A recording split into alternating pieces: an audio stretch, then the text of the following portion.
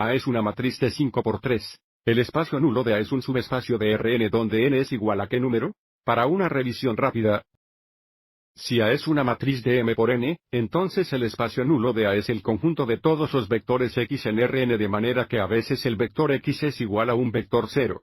El espacio nulo de A es un subespacio de Rn donde Rn es el número de columnas en la matriz. Como nuestra matriz tiene 3 columnas, el espacio nulo de A es un subespacio de R3. O Rn cuando n es igual a 3. Ahora eso debería tener sentido, porque si echamos un vistazo a la ecuación a veces vector x es igual a un vector 0. Los vectores x forman el espacio nulo, y sabemos que al multiplicar matrices, el número de columnas en la primera matriz debe ser igual al número de filas en la segunda matriz. Y dado que la matriz A es una matriz de 5 por 3, el vector x como matriz debe ser una matriz de 3 por 1. Como tiene 3 componentes, es el subespacio de R3. A continuación, ¿cuál es el más grande? El rango de A podría ser, el rango de A es igual a la dimensión del espacio de columna de A, que es igual al número de columnas de pivote. Así que porque nuestra matriz A es una matriz de 5 por 3, es posible tener un pivote en cada columna. Por ejemplo, podríamos tener un pivote aquí, aquí y aquí, y por lo tanto, el máximo el número de columnas pivotantes sería 3, que es el mayor rango de A podría ser.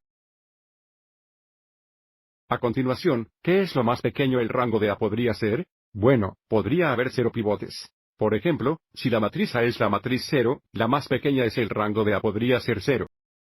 Las dos siguientes preguntas implican la nulidad y, por lo tanto, es un buen momento para hablar acerca del teorema de rango que establece que si A es una matriz M por n, entonces el rango de A más la nulidad de A es igual a n, el número de columnas de A. Entonces, para la siguiente pregunta, ¿cuál es la mayor la nulidad de A podría ser? La nulidad de A es igual a la dimensión del espacio nulo de A, que equivale al número de variables libres o al número de columnas sin pivote.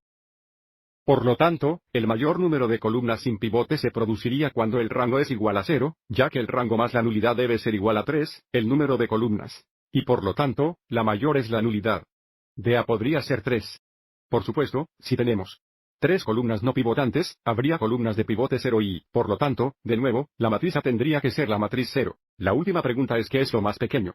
¿Podría ser la nulidad de A? Bueno, esto ocurriría cuando el rango es el más grande con 3. Y dado que 3 más la nulidad deben ser iguales al número de columnas, la más pequeña es la nulidad de 1 podría ser 0. Por lo tanto, la nulidad de A es 0 cuando hay 0 columnas sin pivote, lo que significa que las 3 serían columnas pivotantes. Espero que esto te haya resultado útil.